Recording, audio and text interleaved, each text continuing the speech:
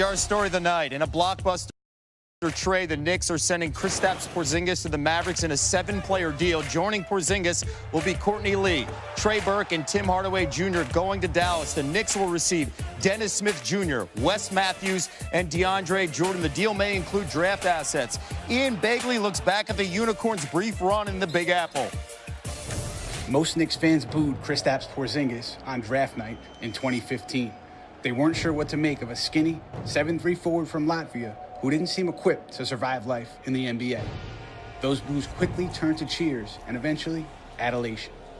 While the Knicks struggled through the final years of Carmelo Anthony's tenure, often engaged in embarrassing off-court issues, Porzingis always offered hope. There was a belief that Porzingis could lead New York to brighter days and help them build the kind of consistent contender not seen since Patrick Ewing roamed the Garden. That hope, of course, was extinguished on Thursday when the Knicks agreed to trade Porzingis to Dallas after a meeting in which the 23-year-old expressed frustration with the direction of the franchise. Now, New York turns to the summer of 2019 when they hope to land another star that gives the fans the kind of hope they once had for Porzingis. Ian Begley reporting the summer of 2019 and flexibility to land superstars, some of the big names, Kevin Durant, Kyrie, Jimmy Buckets, Klay Thompson. We're just getting started. You can go to Kemba, DeMarcus Cousins, Marc Gasol, potentially available. And it's great to have our NBA Catman, Bobby Marks, with us. So what are the realistic options when you look at this here? And how much money will the Knicks potentially have when it comes to flexibility and landing 2 stars? Well, they just created the double max slot. And as you can see, $71 million in potential cap space. And that takes into account renouncing all your free agents, keeping the roster of Dennis Smith Jr., Kevin Knox. You have some flexibility here with Alonzo Trier and Damian Dotson. Those are non-guaranteed contracts.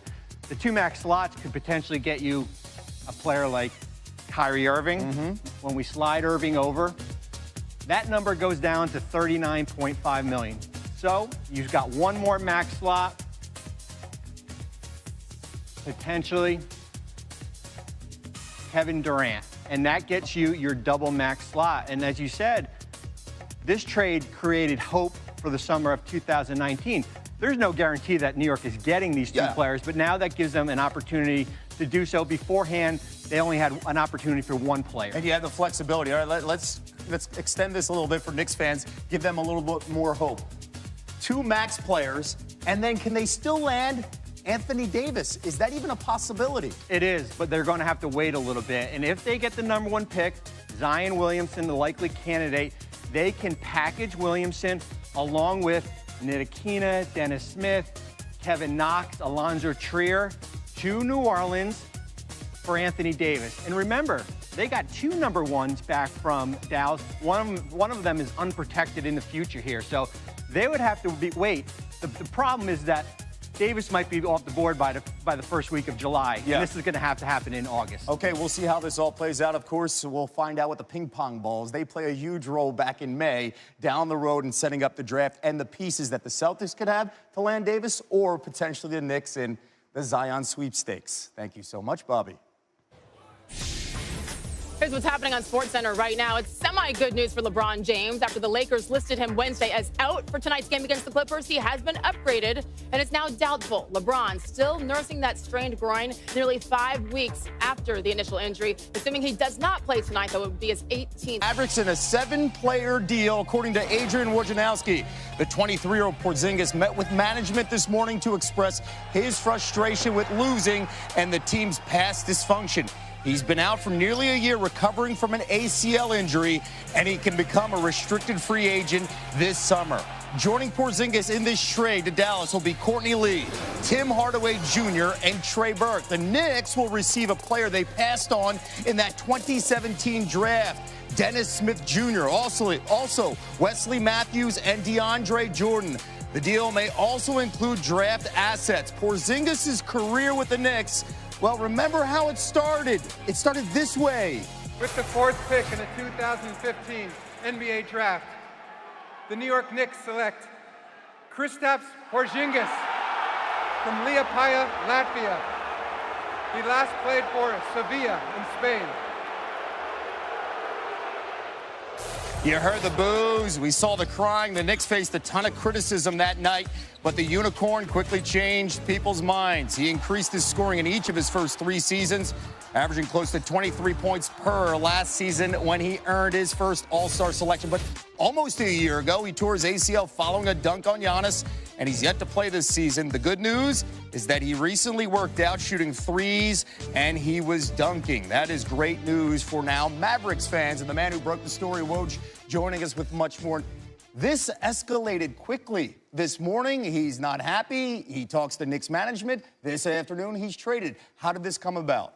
Well, Porzingis asked for a trade earlier today, but there was already a deal in motion with Dallas. And for the Knicks, twofold. Listen, this relationship had been deteriorating. The Knicks knew that even before Porzingis came in today. They knew where it was headed, and they were looking to get off of Porzingis. And what they really wanted to do here was create cap space. They have now as much as $75 million available this summer, which would allow them to sign 2 max players. And this tells you that New York has real confidence that they have a real chance to get Kevin Durant from Golden State and then a second max star. But New York has certainly gone all in here. They'll get a pick or 2 from Dallas also in this team. You got notable free agents here, as you mentioned, Kevin Durant, Kawhi Leonard, Kyrie, Klay Thompson, Kemba Walker, potentially Jimmy Butler here. And then there's the draft pick. They have 10 wins. They're in the lottery sweepstakes, and right now they have the best chances in that Zion sweepstakes. How does this trade affect them long-term this summer with that potential pick? Well, a couple of the players they got in the trade, Wesley Matthews, DeAndre Jordan, it'll be interesting to see if they're open to doing buyouts with them. They may not want veterans like that, improving their win total. But certainly, for the Knicks, the focus was on clearing that space. They had a long way to go. And, certainly, listen, their dream scenario in New York, and it's been this for some time, is Kevin Durant and Kyrie Irving, but they've got a ways to go to unfasten Kyrie Irving from the Boston Celtics. All right, now let's talk about the other side. Porzingis coming off the ACL injury, a restricted free agent. What does that mean for the Mavericks, pairing him up with Luka Doncic and the future here in Dallas? Well, he's certainly, Porzingis fits in with a great tradition they've had of really having success with international players, certainly the end of the Dirk Nowitzki era, and then Luka Doncic has come in and become their franchise player. He fits really, really well with them, and part of why they wanted to get Dennis Smith out was, he was a very ball-dominant guard, didn't fit as well with Doncic. But listen, he's going to continue to rehab his injury. The ACL, unlikely he's going to play this year, but as a restricted free agent, he can go out and get an offer sheet from somebody else. He can sign the qualifying offer, play for a set number next year, and then become unrestricted. But Dallas has a real opportunity to welcome him into that organization. He never had the relationships he wanted to have in New York. Phil Jackson to the next group. He wanted to find, in his mind, a more functional organization. And there's certainly been positive change in New York, but he's looking for a place where he can feel like he belongs, and he's got that opportunity in Dallas now. Drafted in 2015, they went through 4 head coaches. They never won more than 32 games. Meanwhile, the Dallas perspective, the Mavericks, they're in Detroit. And just minutes ago, Rick Carlisle, the head coach of the Mavericks, he was asked about the trade. I know you guys are going to ask about the trade. I can't really talk about it until the trade call is done. According to what I've heard, that could be sometime around 6 o'clock Eastern time. Could be a few minutes earlier, could be afterwards. Other than that, really can't comment on it. So if you got questions about tonight, I'd be happy to give it a shot. Let's bring in Stephen A. Smith.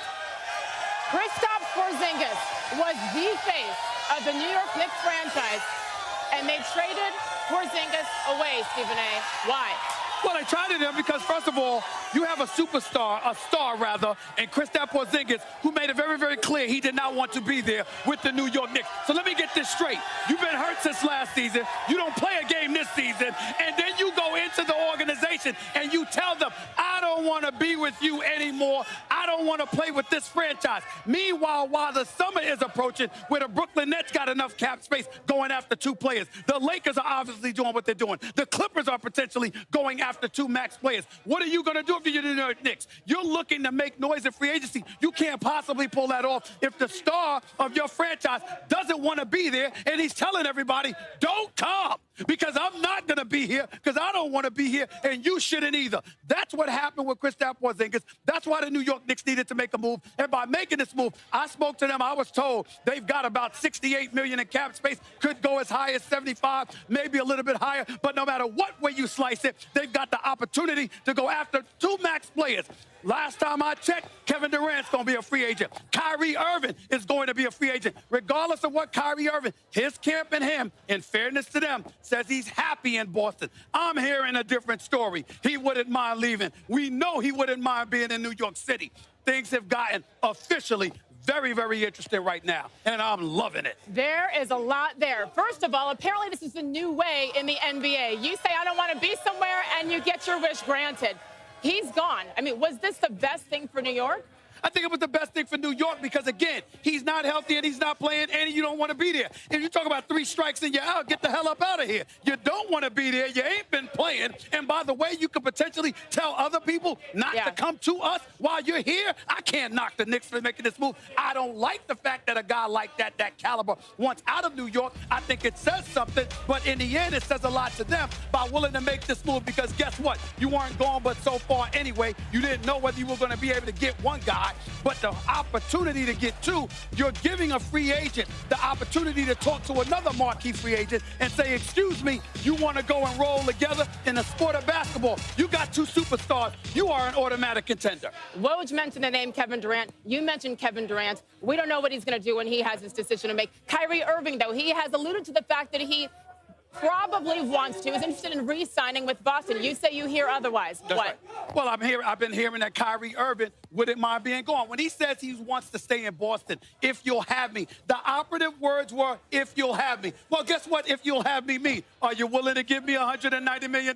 I know Danny Ainge would be willing to do more than that for Anthony Davis, but is he willing to do it for a 6'1" point guard who is absolutely sensational in box office in my mind, but had questionable knee injuries in the past? Got a hip injury now. You're wondering about longevity with Kyrie Irving if you're Boston because of the crew that you have. But if you're the New York Knicks, I don't give a damn if he walked in front of you with crutches. If he says he can play next season, you got to take the chance because you've stunk for so long that you have to do something. So as it pertains to Kyrie Irving, they're doing the right. Of course, you want to put yourself in position to get him. And in the case of Kevin Durant, I think if Golden State loses a championship, then that's a different story. But if they win the championship and Kevin Durant gets his 3rd ring, I don't think it's beyond the realm of comprehension that he might decide to leave. And if you're New York, why not? Especially when Brooklyn is right on Atlantic Avenue saying we can attract marquee players too. You can't let that happen if you're the Knicks. Listen, we got 15 seconds left. Dallas now just outside the playoff picture. What does this do for them? They haven't been in the postseason in 2 years, haven't done much since they won it back in 2011. Their future looks bright. They haven't been out of the first round since they won a championship. Their future looks bright with Doncic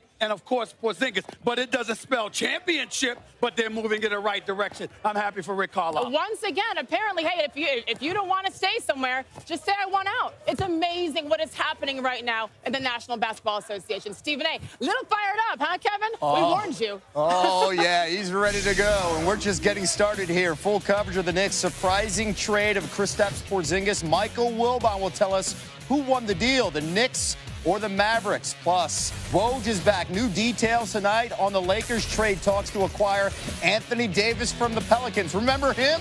Stay tuned. This is SportsCenter. Seasons are very similar to his new teammate Dirk Nowitzki if the trade goes through, and again we said it is official. Both were averaging over 17 points per game in their first 3 years in the league.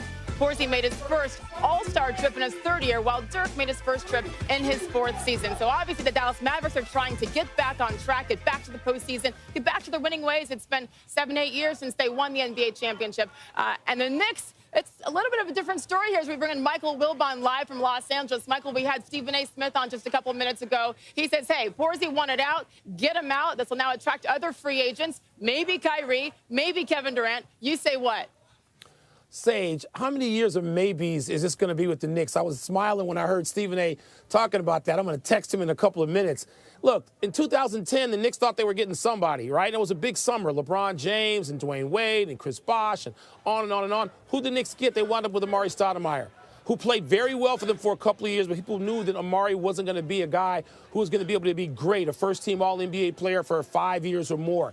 And so here we are again, another big summer coming up in free agency. And, yes, the Knicks will presume that they're right there on the front burner thoughts of Kevin Durant and others, and maybe there will be. Living in Washington, in the East, you hear Kevin Durant, and he must be interested in the Knicks.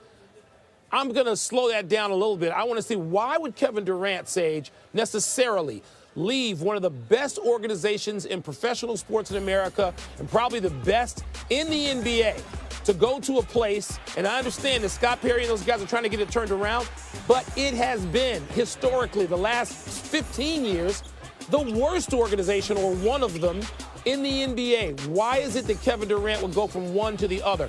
We're going to have to see. I'm going to have to get more than excited feelings out of New York about the free agents that could come to New York at Madison Square Garden.